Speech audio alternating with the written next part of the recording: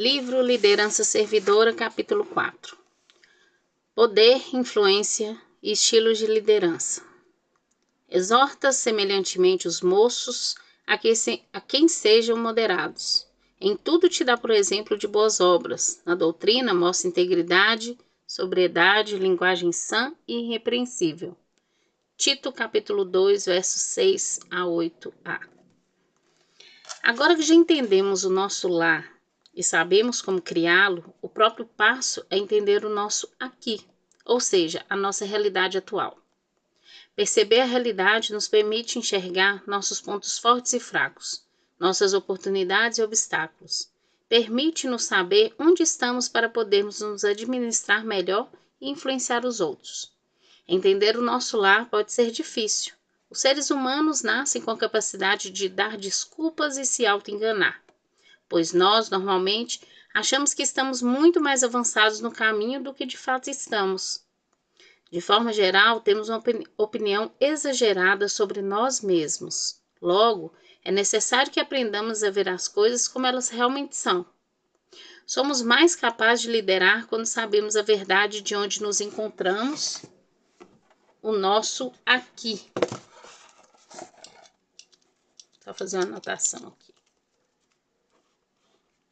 Para nos ajudar um pouco mais na conexão com a realidade, com a nossa realidade, podemos procurar olhar para nós mesmos de forma objetiva.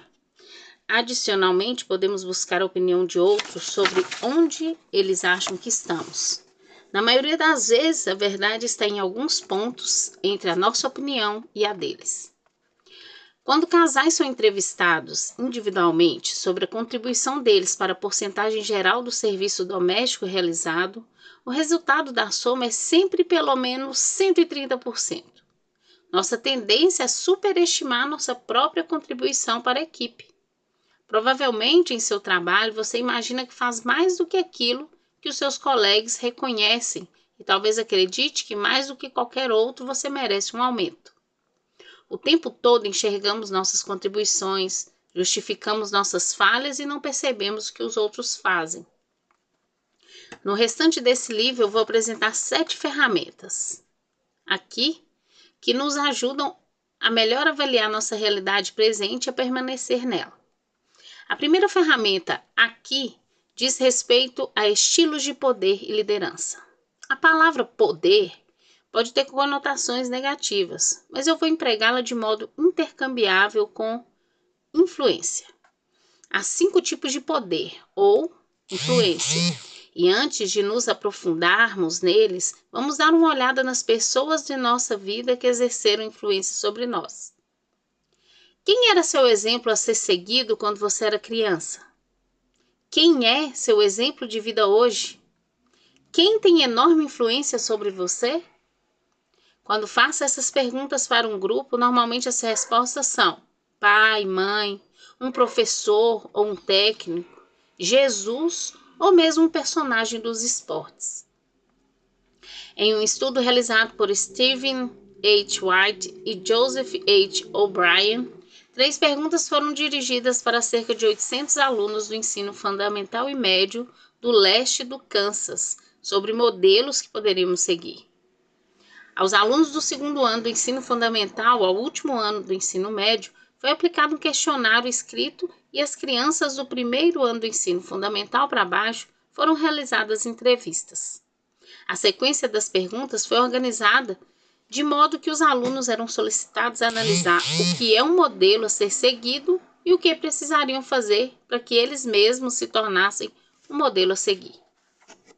Depois que identificaram o modelo, foram solicitados a explicar por que a pessoa ou personagem identificada era um modelo para eles. Pergunta 1. O que é um modelo a ser seguido? Em geral, as respostas a essa pergunta se classificam em 3 categorias. A maioria deu definições gerais tais como: um modelo a ser seguido é alguém que se admira ou alguém com quem desejamos parecer. A segunda resposta mais comum definia modelo a ser seguido como alguém que dá exemplo ou faz coisas boas. Na terceira categoria, as respostas foram do tipo: alguém que nos inspira, que nos ensina e que nos ajuda. Os participantes da enquete foram, ao que parece, influenciados pelas ações de um modelo a ser seguido e retrataram exemplos a seguir como uma pessoa de influência positiva. Pergunta 2. Quem são seus modelos particulares? Quem são essas pessoas que exercem influência? Pai, mãe e outros membros da família foram os identificados com maior frequência como modelos a serem seguidos. Os professores ficaram em segundo lugar, enquanto em terceiro vieram pessoas famosas como personagens dos esportes, atores e pessoas do mundo da música. Os modelos restantes representavam menos de 8% das respostas e foram personagens como Deus, Martin Luther King Jr. e eu mesmo. Pai, mãe, professores foram as duas respostas mais frequentes. Isso não é nenhuma surpresa, pois eles são os adultos que passam a maior parte do tempo com as crianças. À medida que crescemos, nossos modelos mudam. Pai, mãe e professores foram as duas respostas mais frequentes. Isso não é nenhuma surpresa, pois eles são os adultos que passam a maior parte do tempo com as crianças. À medida que crescemos, nossos modelos mudam conforme nossos principais relacionamentos mudam e se desenvolvem. O que faz com que as pessoas tenham influência? Se a liderança servidora está influenciando outros a chegar lá, devemos ter ações deliberadas para ganhar influência sobre outros de forma a servi-los melhor, orientando-os a chegar ao nosso lar compartilhado. É importante assinalar que toda influência ou poder está nos olhos do observador. Se não reconhecemos que alguém está numa posição de poder, essa pessoa não terá influência de posto sobre nós. É a pessoa que está sendo influenciada que dá poder ao influenciador. Como dissemos antes, existem 5 tipos de influência ou poder. Aí eu tenho uma pirâmide aqui em ordem decrescente, que é relacionada a maior influência. São cinco camadas. Maior influência de referência, de especialista, de recompensa, de posição e de coerção. Do maior para o menor. De referência, especialista, recompensa, posição, coerção. Poder do cargo. O primeiro tipo de poder é o poder posicional, ou poder da posição. É primordialmente uma influência baseada na autoridade de impor os outros com base numa função reconhecida. Pode ser um gerente no trabalho que tem poder para reprimir ou demitir os que estão abaixo dele. Pode ser o pai ou a mãe, um político eleito, um agente da lei ou um bombeiro. No exemplo da pirâmide do último capítulo, é qualquer um que esteja acima de nós na estrutura organizacional, ou seja, qualquer pessoa que pode gerar uma consequência para nós devido a uma posição ou cargo associado ao nome dela. Se você perceber que seu gerente tem o poder de demiti-lo ou lhe conceder um aumento, ele tem o poder do cargo. Se um bombeiro arromba sua porta e lhe diz para sair do edifício, ou um policial lhe pede para sair do seu carro, é bem provável que você siga essas ordens. O poder do cargo ocorre quando se é colocado em funções revestidas de autoridade para decidir o que é importante para os outros. Poder de coerção. O segundo tipo é o poder coercitivo. Poder coercitivo é a influência que vem da percepção de alguém de que uma pessoa tem a capacidade de o prejudicar, punir ou lhe tirar algo, e é eficaz quando o alvo procura evitar as consequências mediante a responsabilidade. Se os filhos acreditam que o pai ou mãe tem o poder de lhes pôr de castigo ou de lhes tirar a mesada, esse pai ou essa mãe tem poder coercitivo. Logo, o poder coercitivo é intimamente ligado ao poder do cargo ou da posição, mas apenas representa a capacidade de punir ou de tirar algo. Podemos perder o poder coercitivo deixando de seguir os limites e as consequências estabelecidas. Quando digo a Johnny que ele sofrerá uma punição por não limpar seu quarto e eu deixo de aplicar tal punição quando Johnny não obedece, eu estou renunciando ao poder coercitivo. Johnny passa a pensar que eu não cumpro o que eu digo.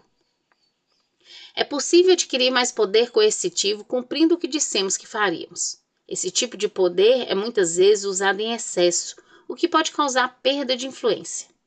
Quando usamos apenas o poder coercitivo, as pessoas ficam anestesiadas, insensíveis a ele. Percebe-se isso nos líderes que tentam usá-lo gritando, o que o faz tornar-se ineficiente e irritante. Os líderes novatos podem confiar excessivamente no poder coercitivo porque se sentem no controle.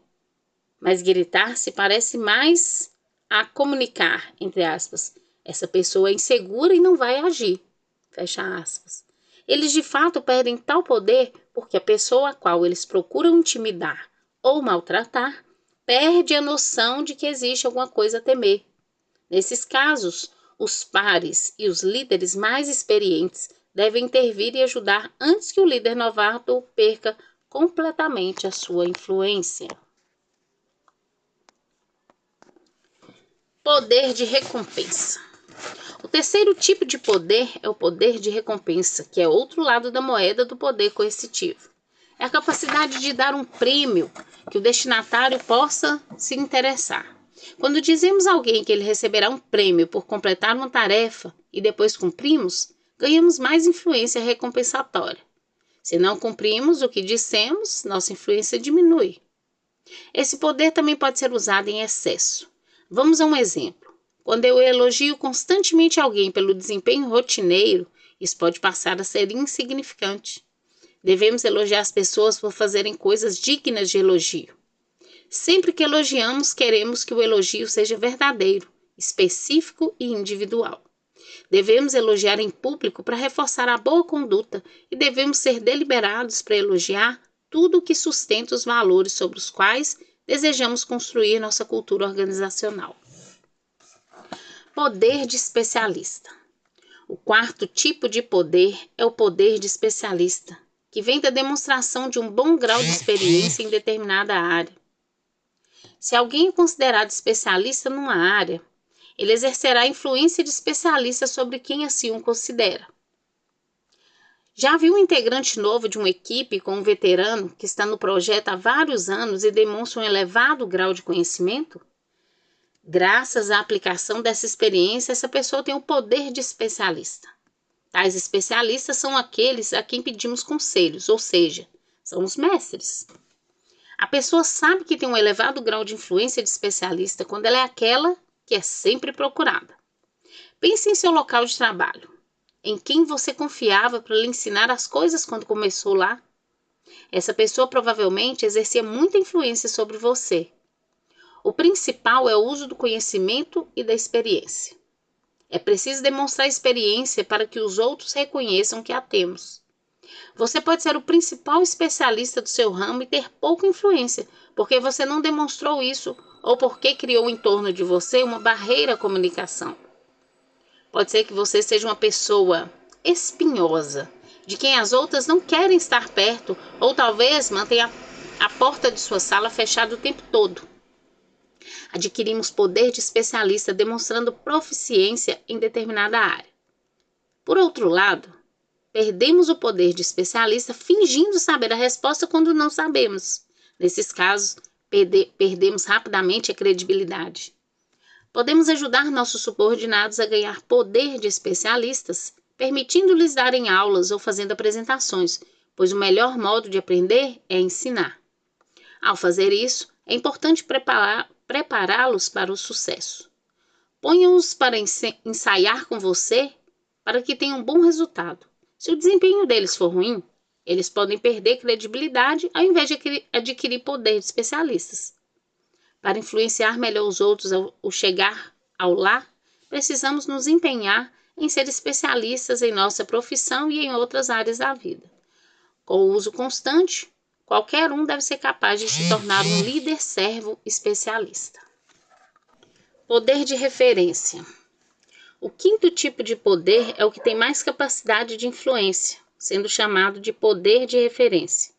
Esse poder provém de viver bem a vida, viver de um modo que os outros desejam seguir. O ato de considerar que uma pessoa é um modelo a ser seguido significa que essa pessoa tem um poder de referência sobre você. Você deseja ter o comportamento dela, ao menos em parte. Você deseja ser como ela. Será que você tem poder de referência sobre alguém? Exercer tal tipo de poder é uma grande responsabilidade. É importante tomar cuidado de como se usa esse poder, uma vez que se você tem um poder de referência considerável e aplica o poder coercitivo incorretamente, pode devastar alguém. Se você tem bastante poder de referência associado ao excesso de poder de recompensa, pode alimentar potencialmente uma dependência.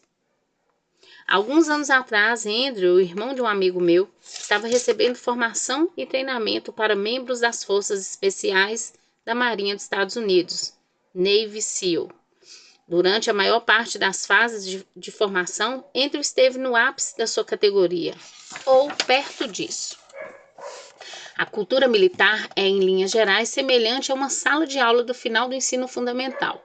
Quando muitos meninos se juntam, as conversas normalmente se transformam em piadas grosseiras, atos de domínio físico e bravatas sobre façanhas sexuais. Para os outros aspirantes da Navy SEAL, Andrew parecia um pouco estranho, considerando que ele preferia não fazer parte dessas conversas. Em outras palavras, ele não queria fazer parte da cultura que estava se criando, pois preferia se concentrar em sua formação e no objetivo para o qual ele estava lá. Ser um SEAL.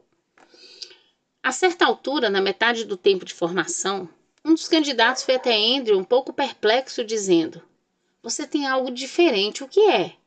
Isso deu a Andrew a oportunidade de falar sobre seus valores cristãos. Isso não aconteceu porque Andrew pregava o evangelho com palavras. Aconteceu por causa do modo que ele vivia. Quando vivemos de acordo com bons valores, não transigimos esses valores e temos um lar deliberado. Nós nos situamos em posição de ter poder de referência sobre alguns, enquanto outros serão repelidos. O poder de referência ocorre porque somos comprometidos a agir conforme nossos valores, não porque somos simpáticos. Princípios do poder de referência. Aí aqui tem uma ilustração que simboliza uma casa. Então o teto é o lar, a base são os valores e as paredes têm físicos, financeiros, sociais, espirituais, mentais, emocionais e família, equipe. O poder de referência é o tipo de poder mais influente que temos. Ele vem com um exemplo pessoal. Podemos obter mais poder de referência vivendo uma vida coerente com nossos valores fundamentais, porém, demanda-se tempo e diligência para construí-lo, e bastam algumas incoerências para comprometê-lo. Podemos obter mais poder de referência fortalecendo nossos pilares, os princípios do poder de referência. Os princípios do poder de referência foram adaptados e modificados pela nossa experiência própria, com base na avaliação abrangente de aptidão que o Exército emprega para ajudar os soldados a lidar com a diversidade. Valores. Os valores são essenciais para o poder de referência. Quando pensamos nas pessoas que têm poder de referência em nossa vida, somos atraídos pelos valores delas. Antes de examinar cada pilar individualmente, devemos examinar nossos próprios valores. A influência de referência depende de um alicerce de conhecimento e vivência segundo nossos valores. O que você valoriza? Essa pergunta é importante para melhor entender o nosso aqui. Precisamos saber o que valorizamos para ter uma compreensão verdadeira de nossa realidade presente. Quando em um ambiente de grupo eu faço a pergunta: quais são seus 5 principais valores? Quase todos respondem um dos seguintes: integridade, sinceridade, honestidade ou verdade. Provavelmente você tem uma dessas palavras em sua lista. Quando assinalo isso para os grupos em geral, examino a fundo o motivo por que isso acontece. Você fala a verdade aos outros? Quando o desempenho de uma pessoa não está segundo os padrões, você diz isso para ela? Você dá feedback sincero aos outros? Falar a verdade para os outros é uma qualidade que muitos almejam, mas poucos realmente a têm. Nossas qualidades reais não são as que desejamos que fossem, nem as que achamos que deveriam ser. mas podem ser identificadas pelo modo que nos comportamos. Só porque alguém não gosta de ser enganado por um mentiroso, isso não significa que a integridade é uma qualidade essencial sua. Ninguém gosta de ser tapeado. E quanto à sua disposição para enganar os outros? E quando a verdade está em jogo e você não tem nenhum apego emocional para defendê-la? Se a verdade não é tão importante para você nesses momentos, talvez sua aversão por resultar em mentira seja sintoma de outro valor e não da verdade. É isso que dificulta tanto o entendimento do nosso aqui. Volta à pergunta: o que você valoriza? Como sabemos o que valorizamos? Uma boa prova para isso é saber onde gastamos nosso tempo e dinheiro. Pelo que lutamos? Você gasta seu tempo no trabalho? Gasta seu tempo olhando pornografia? Você passa tempo interagindo com seus filhos, praticando um hobby ou jogando videogame? Dê uma olhada na fatura do seu cartão de crédito e veja em que você está gastando seu dinheiro. Onde gastamos nosso tempo e nosso dinheiro revela o que valorizamos. Fazer uma avaliação sincera da nossa realidade é difícil. Os 5 porquês podem nos ajudar muito com isso. Eles consistem em perguntar: por quê? 5 vezes consecutivas. Se você passa a maior parte do seu tempo no trabalho, pergunte-se o porquê disso. Não importa qual seja a resposta, pergunte por que mais uma vez e assim sucessivamente. Pergunte-se por quê, pelo menos 5 vezes, para descobrir o verdadeiro motivo de você estar fazendo o que faz. O cerne da questão quase sempre está enterrado embaixo da camada do entulho superficial. É possível entender o seu aqui mediante um exame pessoal objetivo. É bem provável que você precise de ajuda de alguém que goste suficientemente de você para lhe dizer a verdade. Depois de fazer isso, você vai entender melhor as fundações dos seus pilares. O sábio edificou sua casa sobre a rocha, enquanto o tolo construiu sua casa sobre a areia. Nosso alicerce é a rocha quando temos bons valores e os praticamos. Nosso alicerce é a areia quando nossos valores são ruins. Outro bom meio para descobrir qual é realmente o seu valor é uma pergunta que faço quando eu estou realizando entrevistas de emprego. Pergunto ao candidato se ele tem um melhor amigo. Em seguida, peço que ele me diga 3 palavras que o melhor amigo dele empregaria para descrevê-lo. Essas 3 palavras são provavelmente alguns dos seus principais valores. Se meu melhor amigo me descrevesse com palavras tais como futebol, diversão e família, provavelmente seria porque é nisso que eu gasto meu tempo, pelo menos com a família. No capítulo 2, falamos sobre culturas e valores. Dissemos que se quisermos conhecer a cultura de nossa organização ou quais são os valores dela, perguntaríamos a alguém de fora para defini-la. Não importa o que escrevemos no quadro da parede. O que importa é o que demonstramos regularmente. O que importa são ações que tomamos. O que importa é aquilo que os outros observam. O mesmo se aplica aos nossos valores pessoais. Só porque desejamos que nossos principais valores sejam honestidade, sinceridade e ética no trabalho, não significa que esses sejam nossos valores de fato. Precisamos criar deliberadamente estruturas que se alinhem com nossos valores. Pode demorar certo tempo, meses ou até anos, para os outros reconhecer os efeitos da mudança. É como perder peso. Você se pesa todos os dias e a balança informa como você está saindo. Contudo, ninguém percebe sua perda de peso como você mesmo, porque é você que está empregando todo o seu empenho e se pesando diariamente. A certa altura, depois de cerca de 10 quilos, alguém vai perguntar se você está emagrecendo. O mesmo se aplica quando você está realinhando sua vida para ser mais coerente com seus valores. Sempre é difícil, mas com o passar do tempo vai ficando fácil. Leva tempo, consome energia. Dilemas éticos e complexos. Ocorre um dilema ético complexo quando temos 2 ou mais valores em conflito. Pode ser difícil superar essa situação, mas o encontro nos ajuda a entender o que valorizamos mais. Talvez isso lhe aconteça frequentemente.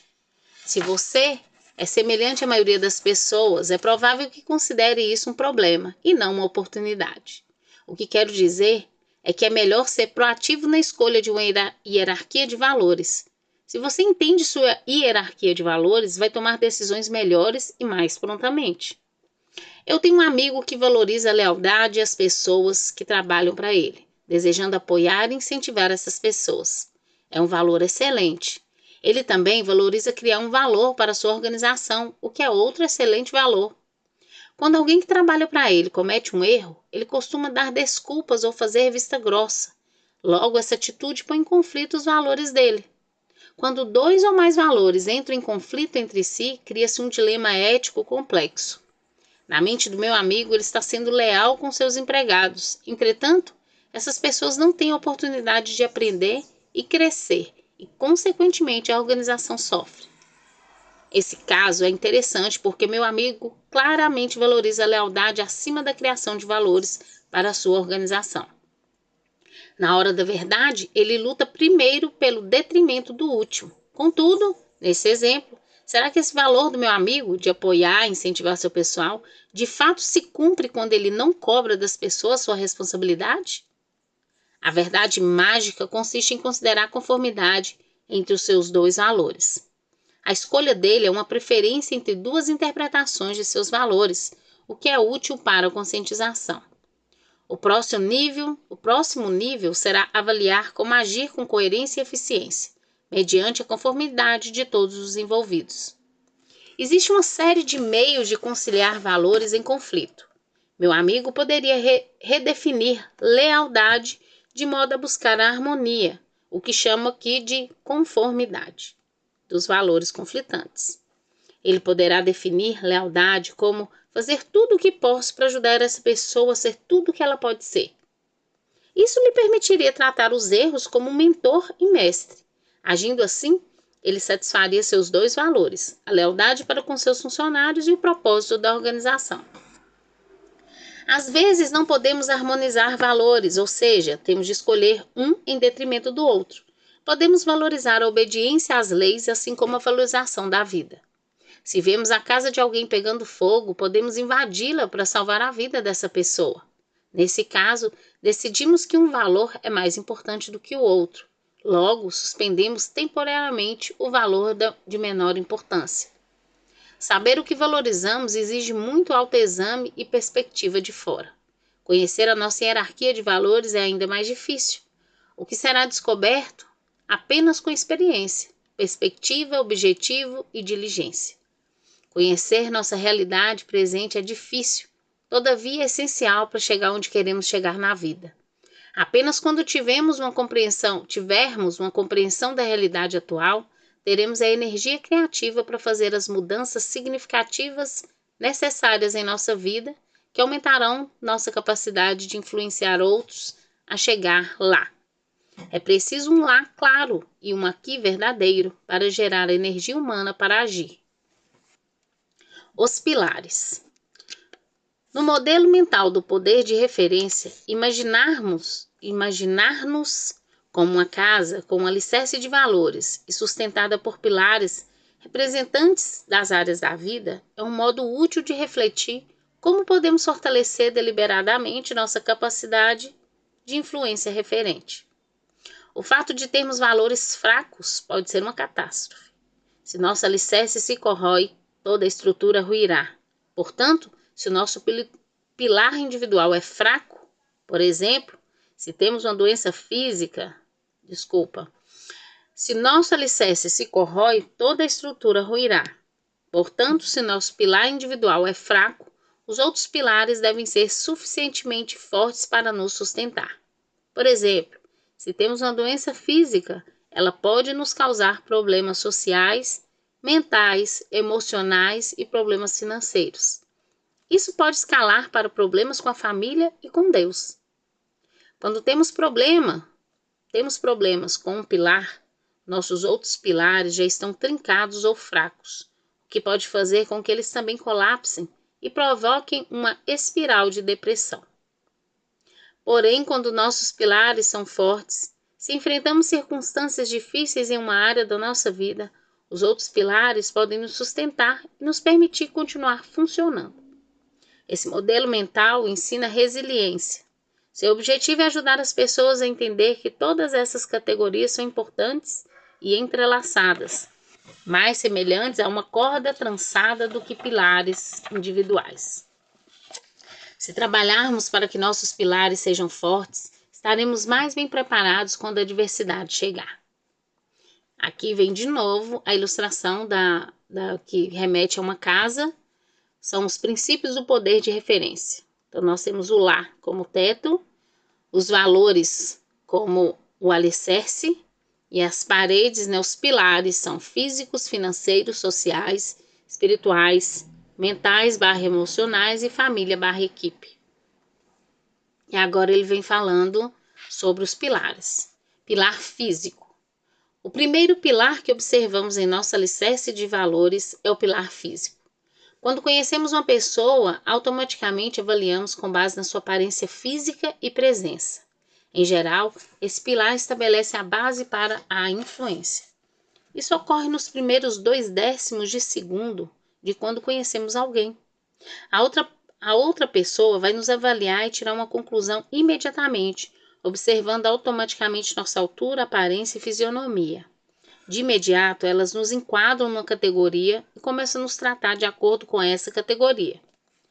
Se somos mais velhos, de cabelos brancos, talvez sejamos chamados de senhor ou de senhora, por exemplo. Tudo isso ocorre inconscientemente.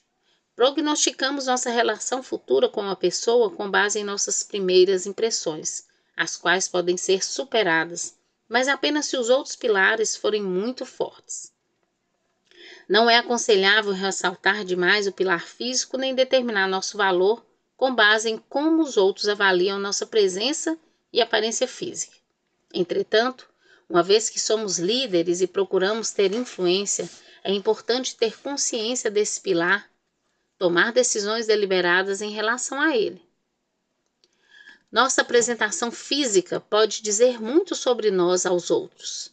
Se estamos em boa forma física, ela pode comunicar que somos disciplinados, ou, somada a outros elementos, pode dizer aos outros que somos egocêntricos. Se somos pontuais, essa atitude pode comunicar respeito. Se trabalhamos com afinco, a mensagem pode ser de que estamos dispostos a servir.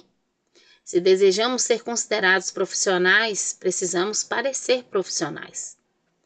Talvez essa não seja a maneira que preferimos que as coisas sejam, mas é assim que elas são. Portanto, isso deve fazer parte da nossa avaliação da realidade presente e parte do nosso processo de tomada de decisões deliberadas. Todos nós já ouvimos falar ou conhecemos pesquisas que mostram os benefícios da boa forma física. Tais pesquisas mostram que quanto mais aptos fisicamente nós somos, mais capazes seremos de suportar o estresse. Somos menos sujeitos a lesões e temos maior probabilidade de recuperação quando lesionados. A aptidão física costuma contribuir para a boa presença física, o que costuma de início proporcionar respeito, tanto para homens quanto para mulheres.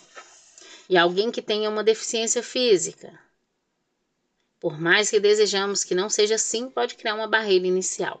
No entanto, como qualquer pilar físico, se fizermos o melhor com o que temos, isso vai transparecer muitas vezes, vai estabelecer a base para o respeito ainda maior e pode proporcionar uma oportunidade melhor para obter poder de referência. Talvez não seja o melhor pensar nesses pilares como, entre aspas, mais é melhor, como mais dinheiro, mais beleza física, etc. Pois a força de um pilar é a qualidade, não a quantidade. Não se trata de quanto se tem, mas de como se administra o que está disponível.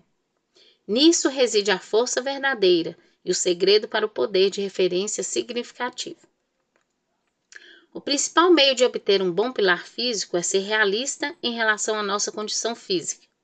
Se ganhamos peso, é porque comemos mais calorias do que as queimamos. Logo, se queremos perder peso, precisamos aumentar a atividade física ou reduzir a ingestão de calorias. Se queremos ter boa saúde cardiovascular, precisamos elevar nossa frequência cardíaca pelo menos 20 minutos por dia. Não precisamos ter o condicionamento físico de um maratonista para ter um pilar físico sólido. Não precisamos ser drásticos, mas temos sim de ser coerentes. Pilar financeiro. O segundo pilar é o financeiro. Você controla suas finanças ou suas finanças controlam você? Você considera que suas posses são realmente suas ou são bens que você administra? Se acha que é um administrador, você é um bom administrador? Se acha que suas posses lhe pertencem, o que acontecerá com tudo o que você possui quando morrer? O que vai importar sobre o quanto você terá acumulado? A realidade é que tudo aquilo que possuímos hoje vai passar de nossas mãos para as mãos de outras pessoas. Os faraós do Egito tentaram levar consigo os bens, entre aspas, mas todas as posses materiais que eles acumularam acabaram sendo roubadas ou foram parar em museus. Um pilar financeiro sólido começa pela percepção da realidade. O dinheiro é um dom temporário para ser administrado. O dinheiro nos dá poder para agir por meio de outros. É um recurso. Como a dinamite, podemos fazer um grande bem com a construção de uma ponte, ou podemos nos explodir. Aprender a gerir de forma adequada nossas finanças é bíblico. A Bíblia nos diz que devemos desfrutar as dádivas que Deus nos dá. Porém, o dinheiro muitas vezes torna as pessoas infelizes. Ter uma atitude correta deve nos proporcionar a fruição do dinheiro. A Bíblia também nos manda ser generosos. Quando podemos doar dinheiro para beneficiar os outros, somos vacinados contra a escravidão do materialismo. Devemos incluir em nossa administração financeira uma reserva de emergência para eventuais dificuldades, mas sem acumulação. De igual modo, devemos evitar o débito de consumo, que é gastar acima do que recebemos. Você tem sobra de dinheiro no final do mês ou tem sobra de mês no final do seu dinheiro? Se sobra mês, comece a corrigir seu barco, entrando na realidade presente e avaliando como você gasta os seus recursos financeiros. A maioria dos americanos vê o dinheiro escorrer pelas mãos todos os dias, ao invés de ter uma meta smart para a aplicação dos seus recursos. As pessoas em geral resistem a olhar para a realidade presente de como estão de fato gastando seu dinheiro. Preferem não tomar conhecimento. A realidade presente é um gosto adquirido. Sem um aqui verdadeiro, não existe energia criativa para chegar a um novo lá. Quando as pessoas não querem perceber a realidade, significa que elas estão fazendo uma escolha deliberada de não mudar. Pilar social. O próximo pilar é o social. Quando alguém nos conhece, faz uma avaliação inicial de nós com base em nosso pilar físico. Todavia, imediatamente depois começamos a comunicar muito mais sobre nós.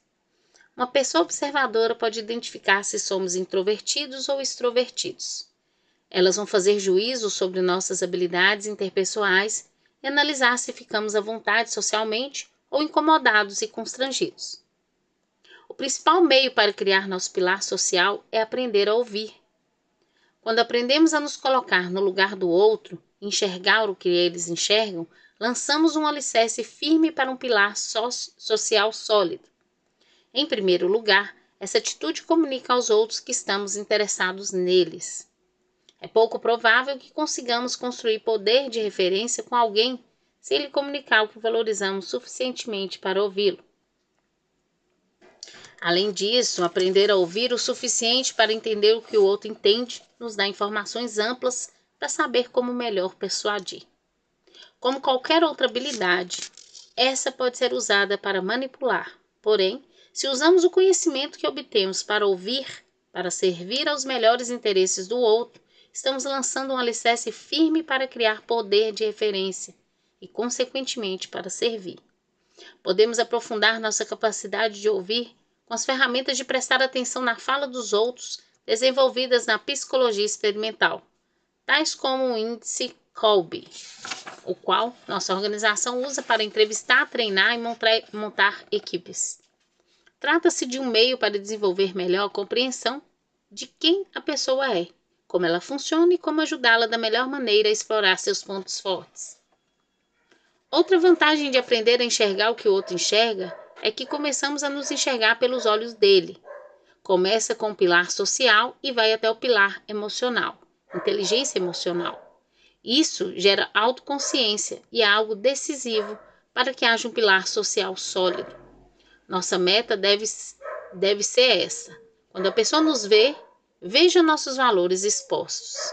Esse ciclo de feedback nos permite ter certeza de que estamos comprometidos com os outros de modo coerente com o nosso lar transcendente pessoal. Quando temos um pilar social forte, normalmente temos relações profundas e significativas com as pessoas. Temos uma forte rede social de amigos.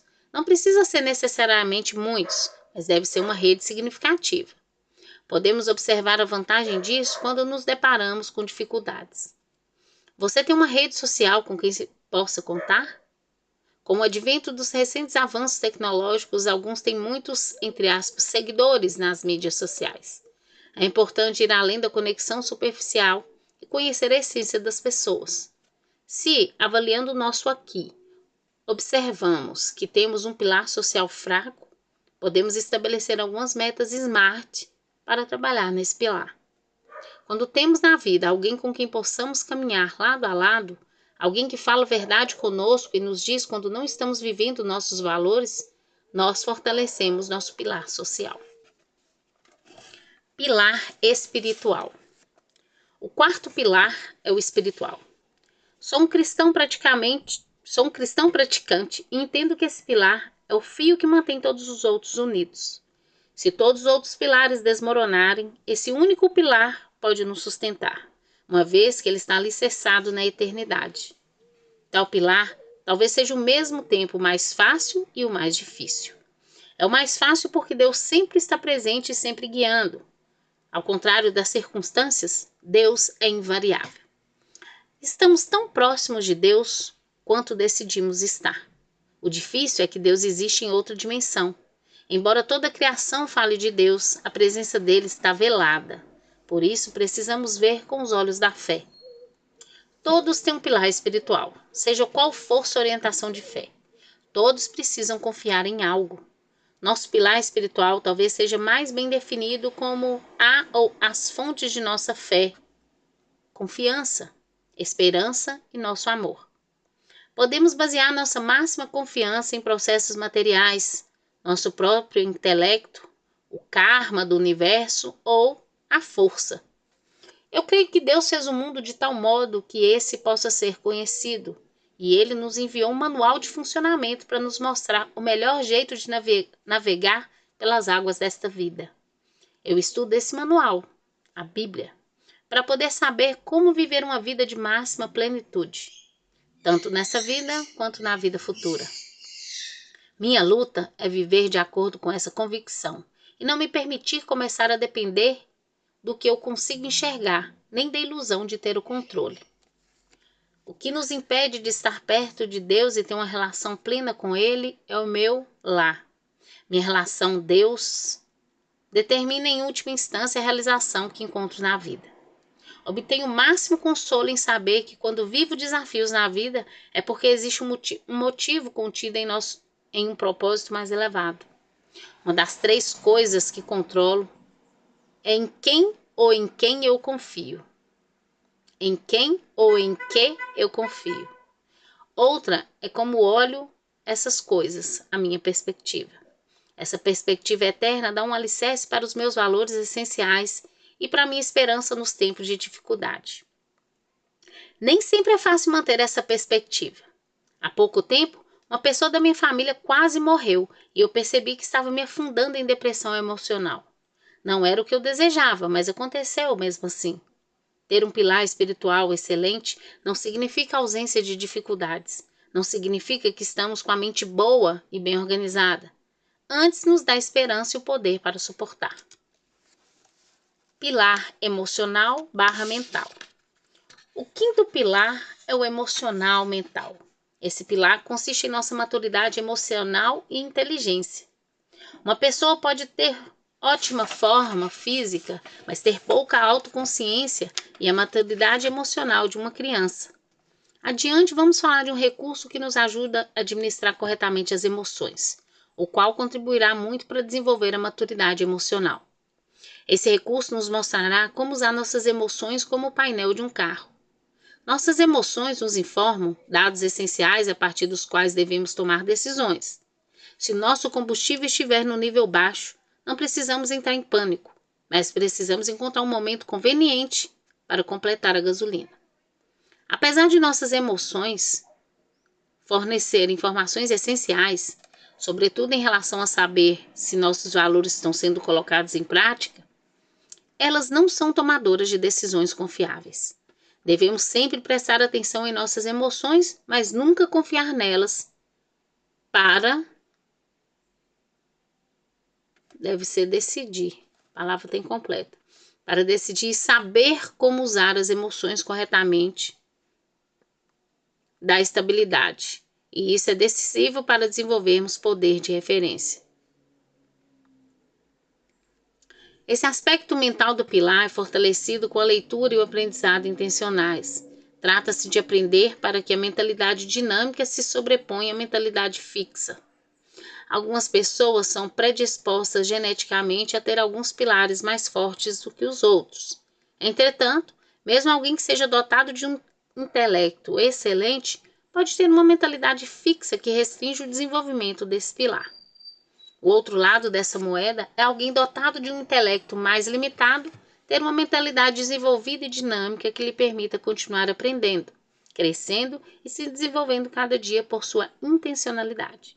Essa pessoa vai acabar superando a outra mais dotada do intelecto. O aspecto emocional do pilar tem relação com a inteligência emocional. Diz respeito a reconhecer de verdade a sua realidade atual. É conhecer seus pontos fortes e fracos. É perceber o ponto de vista da outra pessoa. É aprender a ouvir e ter empatia, tanto quanto aprender a controlar suas emoções, ao invés de deixá-las controlar você. O tipo de inteligência que nos permite exercer poder de referência nos outros é o conhecimento aplicado com sabedoria. É importante ser proativo no aprendizado. O mundo à nossa volta procura nos distrair para seus próprios fins. Um fluxo interminável de publicidade tenta desviar o dinheiro do nosso bolso para o deles.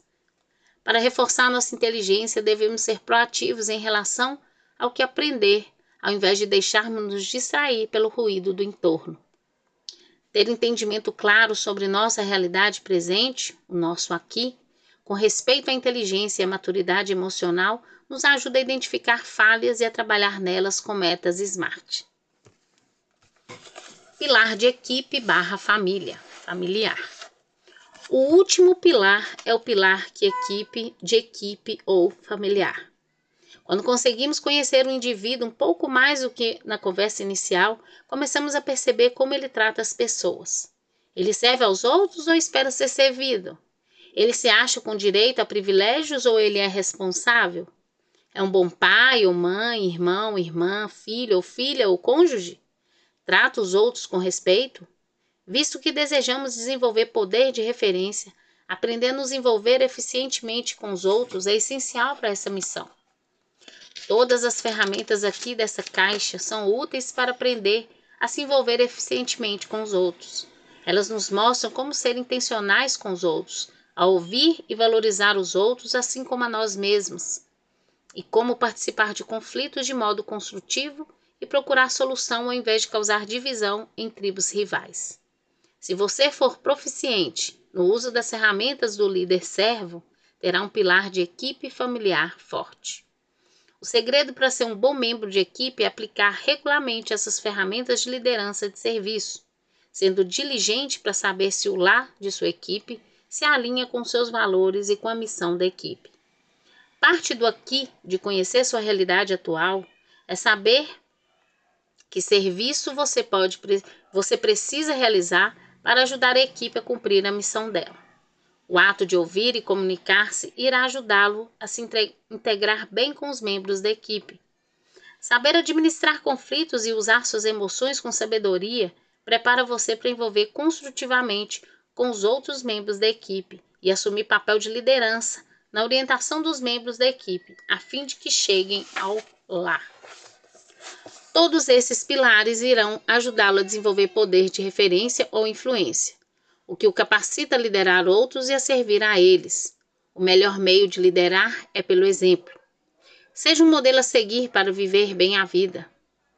Carregue seus pilares com energia e você atrairá os outros e os influenciará para uma missão que vale a pena. Você será um exemplo de como lidar com a diversidade e influenciar outros com suas ações. Se você não está carregando a energia dos seus pilares e valores, eles estão perdendo energia. Essa é a lei da entropia. Tudo na vida perde naturalmente energia útil, isso é, se não damos energia para um sistema, ele passa por deterioração ou corrosão. O exemplo mais simples disso é o pilar físico.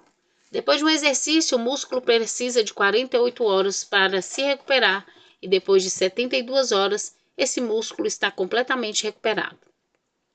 Depois de 96 horas, o músculo começa a atrofiar. O mesmo se aplica a todos os outros valores e pilares. Se não carregamos energia neles, a energia se esvai. Eles não permanecem os mesmos, pois estão perdendo energia. Qual é o seu pilar mais forte? Que pilar você precisa trabalhar mais? Ter entendimento claro dessas questões e dos seus valores lhe dá uma compreensão muito mais clara de sua realidade atual, do seu aqui. Na Bíblia, a história de Jó nos mostra um excelente meio de lidar com a adversidade. Tudo que Jó possuía foi-lhe tirado. Sua saúde foi atacada. Seus amigos zombaram dele e ele ficou angustiado mental e emocionalmente. Perdeu todos os filhos e os seus bens lhe foram tirados completamente num único dia. Até sua mulher se voltou contra ele. Jó perdeu todos os seus pilares, com exceção de um, o seu pilar espiritual, que o susteve. A fé em Deus sustentou Jó, mesmo quando todos os outros pilares desmoronaram. Alguns anos atrás tive o privilégio de ouvir uma palestra de Bob Bledsoe. Ele estava com uns 80 e poucos anos e contou uma história sobre o tempo em que teve câncer. Ele refletiu sobre o que a terrível doença estava fazendo em sua vida. Contudo, Bob olhava para aquele tempo de enfermidade como uma bênção, declarando que não trocariam sua experiência com câncer por nada no mundo. Foi durante esse tempo que sua relação com Deus ficou mais forte. Ele reconheceu que sua doença física era de fato uma bênção para ele. Sua perspectiva e sua fé foram um tremendo exemplo para todos aqueles que o conheciam. Bob se tornou um herói para mim quando eu ouvi falar sobre isso. Ele teve uma experiência de Jó e preferiu ter uma perspectiva firmada na fé. Seus outros pilares estavam todos em ordem e o sustentaram. Em que medida você está preparado para a adversidade? Uma coisa é certa na vida. Não é se vamos ter adversidade, mas quando as teremos. Pilares fortes e valores sólidos vão ajudá-la a enfrentar essa tempestade. Todos esses pilares e valores são aquilo que lhe dá o tipo mais influente de todos os outros. Estabeleça metas SMART e trabalhe com os pilares para ganhar mais influência. Quando as pessoas desejarem ser como você, você terá a oportunidade de servir melhor a elas. Poder de referência. O discurso Newburgh. Em março de 1783, a Guerra Revolucionária estava quase encerrada. As últimas forças britânicas deixariam a América em setembro daquele ano. Não havia mais luta e os dois lados estavam apenas esperando mais alguns documentos para assinar o acordo. Muitos oficiais superiores do exército estavam descontentes com o Congresso Continental, pois eles não tinham recebido os salários atrasados ou as pensões. Isso veio à tona em 10 de março de 1783, em Newburgh, Nova York, quando os oficiais se reuniram para decidir o que fariam em seguida. O general George Washington ouviu dizer do horário marcado para a reunião e ordenou que fosse adiada para 15 de março. Passou 5 dias entre 10 e 15 de março conversando com amigos, procurando conselhos, orando a Deus, pedindo força e sabedoria, escrevendo o discurso mais apaixonado que lhe ocorreu. Ele também recebera para ler um discurso do congressista Joseph Jones. Os oficiais começaram a reunião deles e tinham todos concordado que o Congresso Continental os havia prejudicado. O Congresso não havia cumprido suas promessas e era hora de devolver tudo ao rei da Inglaterra. Sem ser visto, Washington deslizou pela porta lateral e, ao ouvir seus homens descontentes, foi à frente da sala e leu seu discurso. Washington fez um discurso apaixonado, mas este encontrou muita resistência. Washington falara de lealdade, dever e honra. Os oficiais declararam que o Congresso não tinha tal honra e lealdade. Então, o que eles deveriam? O discurso de Washington fracassara, e ele sabia que tudo se acabara. Tudo aquilo, porque haviam lutado, estava se acabando. Ele estava derrotado. Washington tinha prometido ao congressista Jones que leria o discurso que Jones escrevera. Puxou o papel do bolso e começou a ler. Tropeçou nas primeiras palavras, já que estava emocionado e não conseguia ler bem sem os óculos. Puxou os óculos do bolso e disse: Cavalheiros, vocês têm de me perdoar. Fiquei grisalho a serviço de vocês e agora me pego ficando cego. Esse incidente foi tão comovente e poderoso que muitos daqueles homens choraram compulsivamente. O homem com quem todos eles queriam se parecer e tinha sofrido todo tipo de dificuldade não o estava abandonando. Ele ainda era leal à causa e tinha se sacrificado tanto quanto qualquer um deles. Ainda estava comprometido com o lar. Foi assim que a insurreição terminou. Eles perceberam que havia algo maior do que eles em jogo. Com um ato de humildade e fragilidade de Washington, eles conseguiram enxergar o nosso lar. E ficaram envergonhados de ter caminhado na direção do meu lar. No dia seguinte, os oficiais se reuniram novamente, assinaram uma petição elogiando o general Washington por seu serviço e sua lealdade ao país. Washington exercia um tremendo poder de referência sobre seus homens. Ele era muito inteligente, principalmente autodidata. Não tinha sequer diploma de ensino médio. Controlava muito bem suas emoções. Além disso, Washington era conhecido por sua fé. Todos nós já vimos o quadro em que ele aparece ajoelhado perto do seu cavalo e orando à luz do luar. Também era responsável em relação às finanças, ou seja, ele tinha todos os seus pilares firmes, usando-os para influenciar os outros em inúmeras ocasiões, buscando manter os Estados Unidos como um país vivo. Quando você tem todos os seus pilares em ordem e firmes e os carrega de energia continuamente, as pessoas vão querer seguir você. Vão enxergar você como um exemplo. Você vai aumentar sua esfera de influência e ser mais capaz de servir aos outros. Olhos de quem vê. É importante observar que todas as formas de influência são os olhos de quem vê. Estão nos olhos de quem vê. Se alguém não vê numa posição de poder, você não terá influência de posição ou de cargo. Temos observado isso nos últimos tempos, com a opinião de alguns sobre nosso país em relação à política. Em relação à polícia. Também podemos ver isso com o poder coercitivo e o poder de recompensa. Se você não é visto como alguém que pode punir ou recompensar, você não terá esse tipo de influência com essa pessoa que não vê dessa forma. O mesmo vale para o poder de especialista e o poder de referência. Se você não é visto como um exemplo a ser seguido, nem como especialista pela pessoa que está tentando influenciar, você não terá tanto êxito na tentativa de influenciá-la. Não temos o mesmo nível de influência com todos aqueles que conhecemos. Não obstante, devemos administrar bem nossa influência. Para sermos líderes que servem, devemos utilizar nossa influência para servir aos outros a fim de chegarem lá. Nossa esfera de influência pode ser grande ou talvez pequena, mas isso não importa, uma vez que nosso chamado é para administrar bem essa esfera de influência. Estilos de liderança. Há 5 estilos ou métodos de liderança. São eles: diretiva ou de comando, transacional, de troca, participativa, representativa, delegação e transformativa.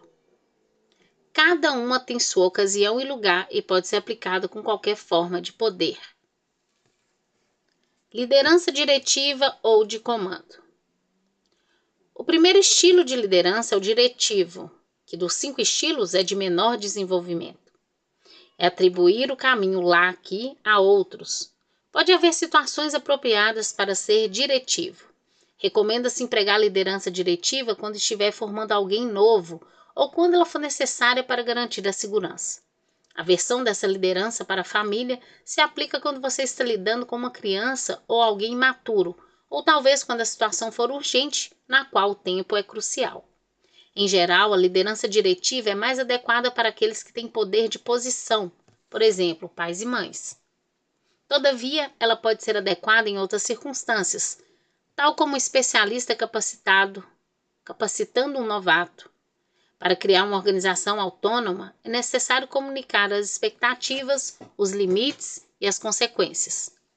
Quando as pessoas são novas em determinado trabalho ou função, na maioria das vezes elas começam na base do V, de liberdade.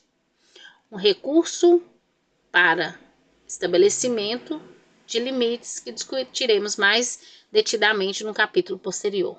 Essa base V tem uma ilustração aqui.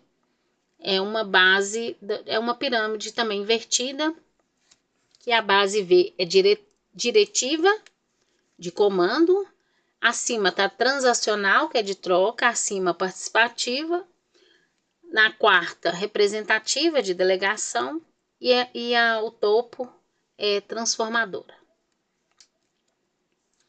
Onde são orientadas, recebem comandos até adquirirem competência suficiente para subir no V de liberdade e tomar decisões por elas mesmas. Esse método também é mais bem aplicado na criação de filhos. Quando os filhos são pequenos, eles não sabem o que é melhor e precisam de comando e orientações firmes. Agora vem a segunda posição na pirâmide invertida, que é a liderança transacional ou de troca. O segundo estilo de liderança é o transacional. A liderança transacional é exatamente isso que as palavras dizem. Se você realiza um trabalho que lhe atribuíram, obtém algo em troca. Mas se não realiza a tarefa, existe a possibilidade de uma consequência negativa. Esse estilo de liderança é o da maioria das pessoas. A liderança transacional se baseia em poder de posição, poder de recompensa e poder de coerção. Usamos esse método para ensinar crianças pequenas que, se fizerem o que pedirmos, serão recompensadas, caso contrário, serão punidas. Pedimos a alguém que faça algo sem ser instruído, mas ele talvez não entenda o porquê. Simplesmente damos um comando e a pessoa obtém mais instruções. Nós o ajudamos a crescer, deixando que aprenda enquanto faz. Infelizmente, muitos empregos estão estancados nessa categoria.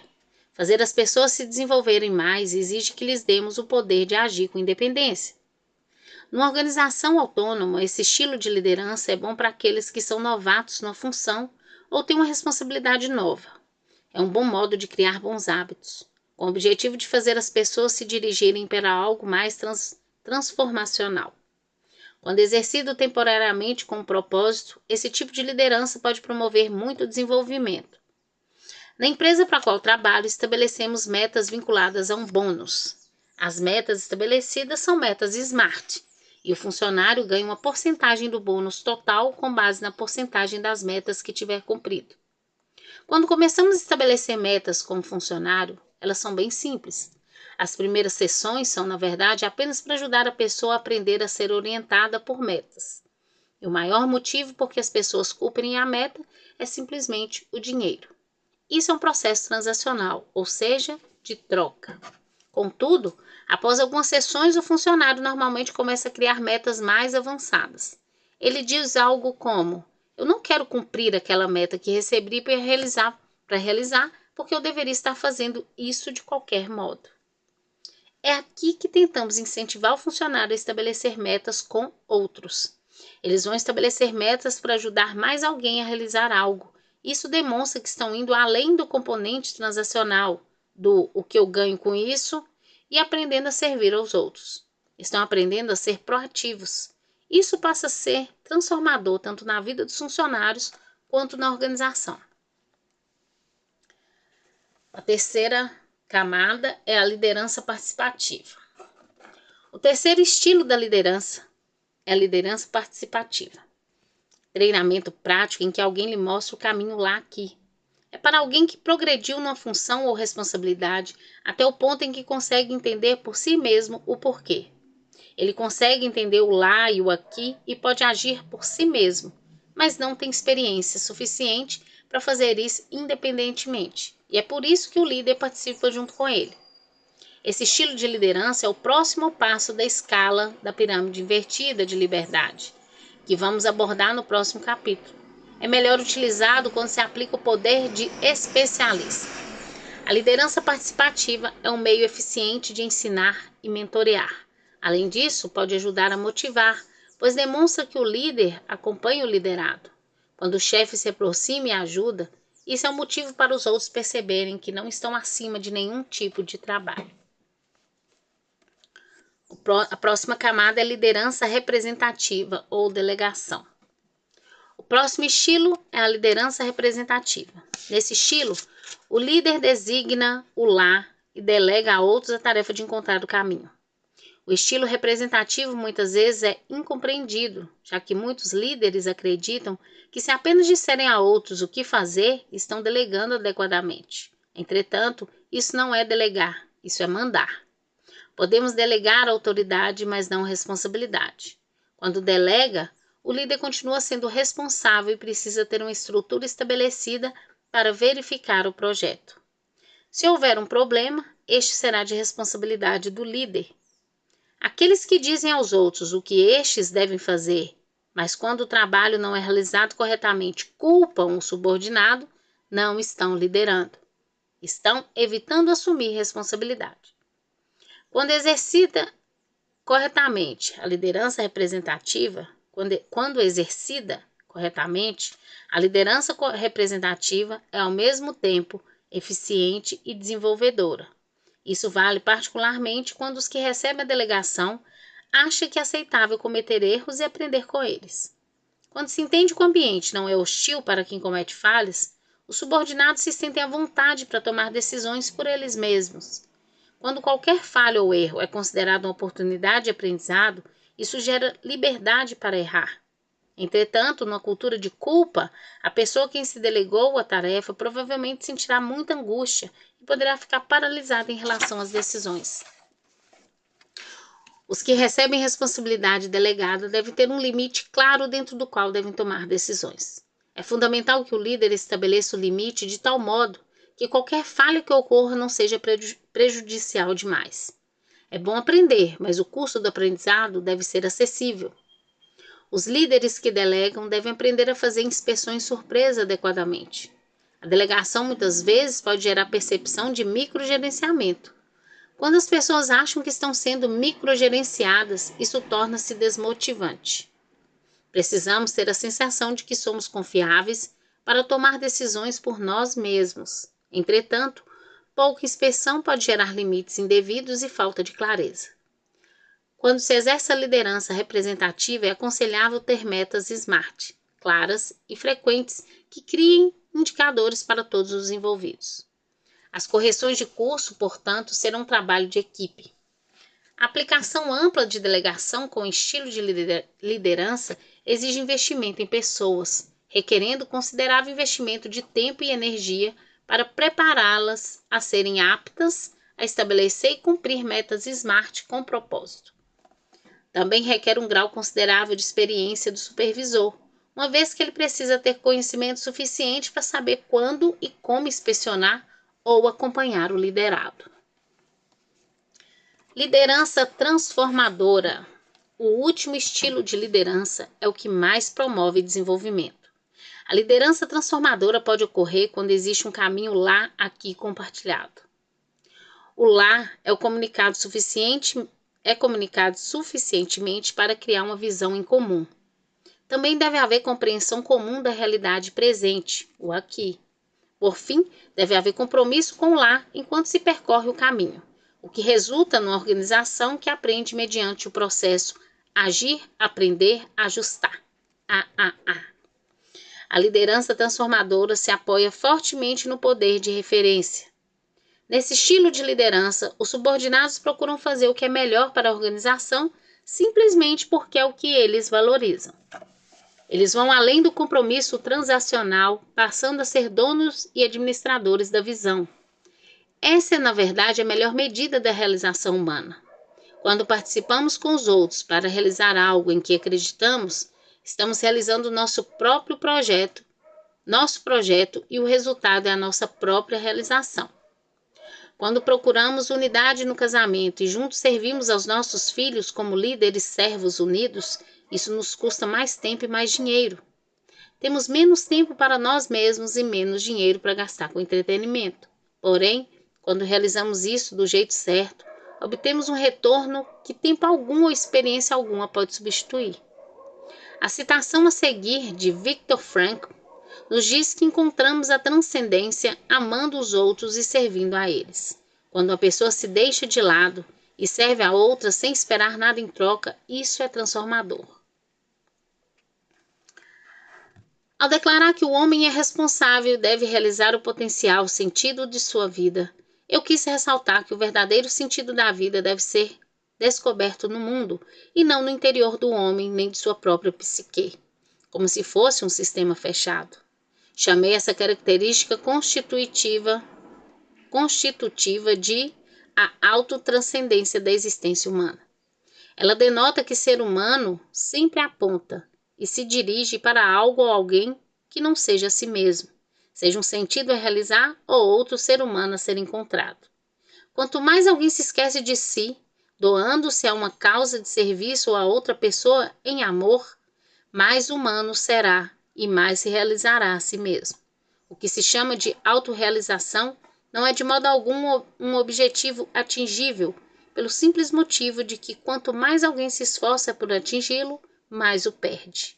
Em outras palavras, a autorrealização só é possível como efeito colateral da autotranscendência. A liderança transformadora ocorre quando demonstramos compromisso com a visão. Ela exige que se conduza a equipe para a realidade presente do aqui, com base em fatos, não em impressões ou suposições. Requer intervir quando falta clareza, de forma a ajudar a equipe a ter um comum em um modelo de como saber trilhar o caminho. Quando fazemos essas coisas, estamos criando uma cultura de autonomia, da qual as pessoas vão desejar fazer parte. Fim do capítulo 4.